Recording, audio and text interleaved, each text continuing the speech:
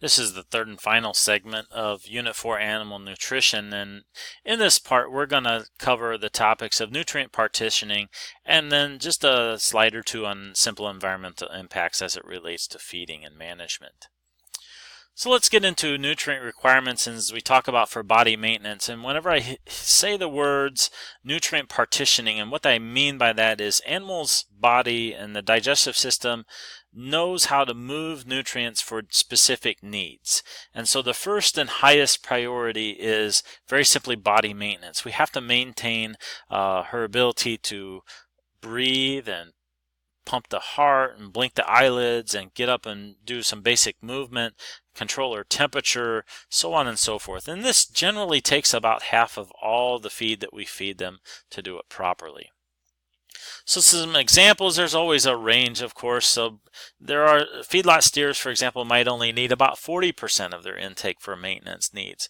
Some of your breeding animals might need as much as 90% of nutrient requirements for body maintenance. A 100-pound milking dairy cow might need to eat 4 to 5 times their daily maintenance requirement in order to support that 100 pounds of milk. So it's very important that we understand what maintenance need is. That must be done first.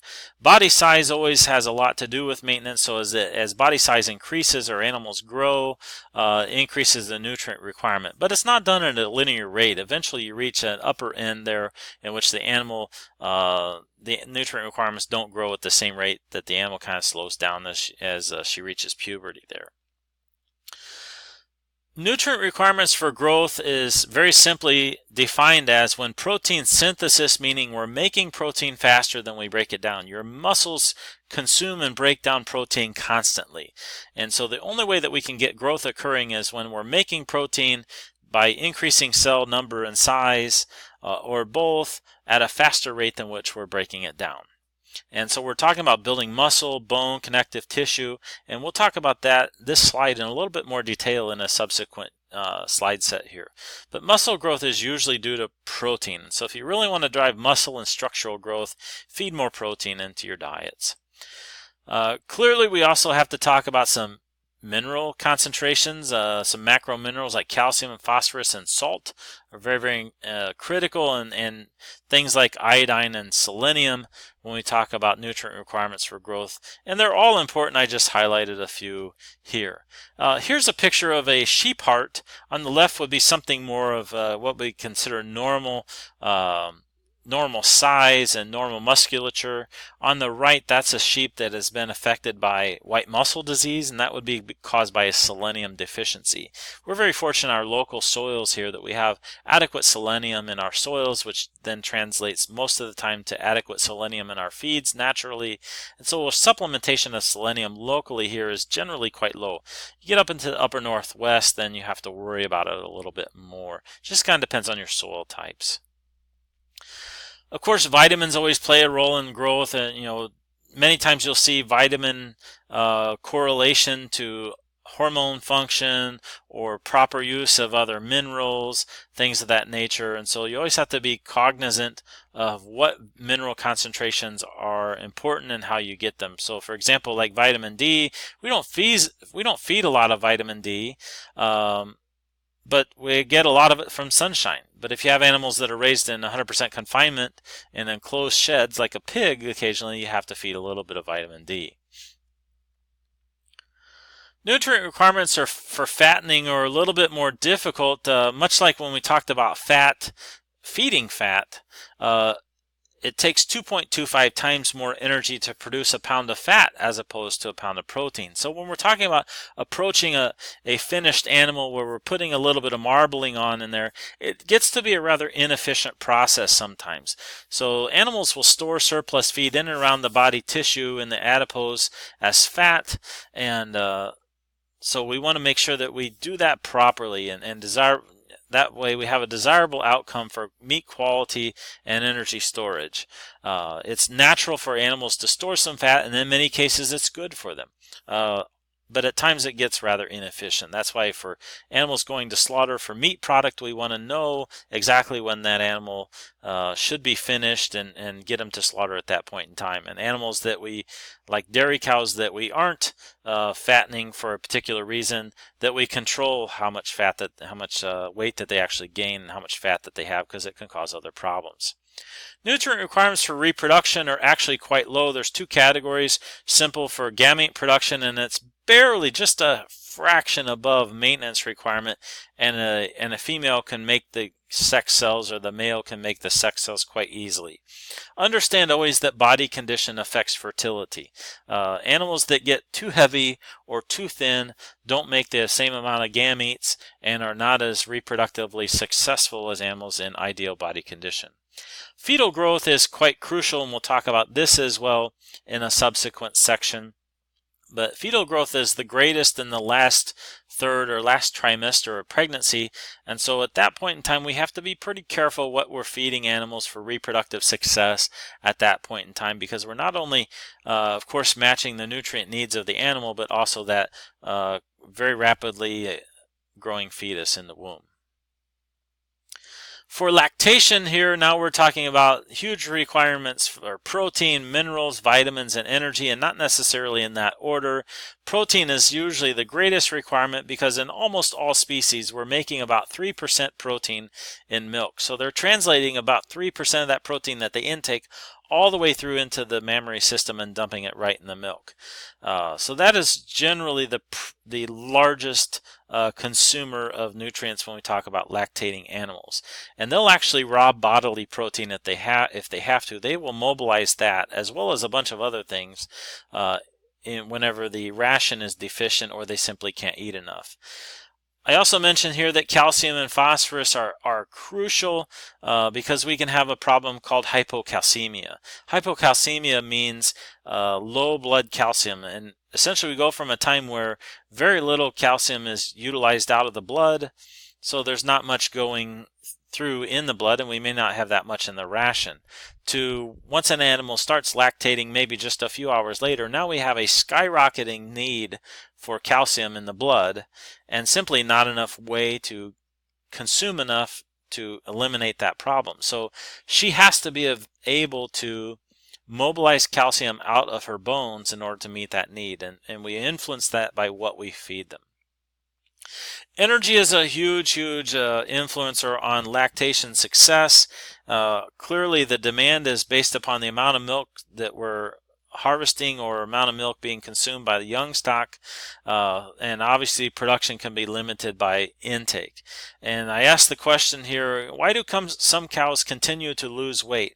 Bottom line is, as a cow calves in, or really any animal that begins lactating, usually they simply physically cannot eat enough to make up for the huge amount of energy demand that is on her.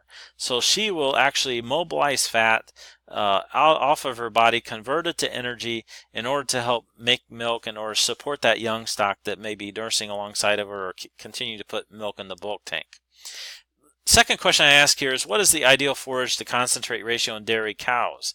And I put this on the energy thing because we always have to be supplementing a lot of energy in order to keep dairy cows milking the way that we would like to. And again, not all uncommon if we're talking about a horse or a sheep, a ewe or a pig or anything like that. And I have it specific to dairy here because of the forage to concentrate blend. And we really want to be about 50% forage, 50% concentrate. You could go as high as 60% concentrate, 40% forage, but you start to run the risk of maybe some health issues. You could go as low as 60% forage and 40% concentrate, and you may run the risk there of sacrificing some milk production. So you have to be cautious of how we manage that ration at that point in time to provide plenty of supplemental energy at the right way, yet keep the rumen healthy. Energy requirements for work, and when we talk about work in the States, primarily think about horses, whether they're trail riders or cow working horses or performance horses of some kind, the primary requirement here is energy. And a regular exercise schedule usually is appropriate for maintaining proper health here. Perspiration removes a lot of nitrogenous waste and costs the horse a lot of energy, so we have to make sure that we're supplementing energy appropriately to support the workload. Otherwise, again, just like what we've been talking about the last few slides, that gelding may or stallion or mare may rob valuable protein and fat off of their back in order to support the work requirement that you're putting them under. A little on ration formulation then, and the first statement there is crucial. The objective is to economically match the animal's nutrient requirements with the available feeds that you have at hand. So you can't be feeding something that you can't get very easy or get very cheap. And you don't want to be trying to push yourself for huge levels of production if you have to buy it to get there, if you know what I mean. So we'll talk about that more in terms of optimally matching that ration need in terms of ration formulation. And again, obviously in the springtime, many of you will spend basically the whole semester on a slide very similar to this. Things to consider when building a ration.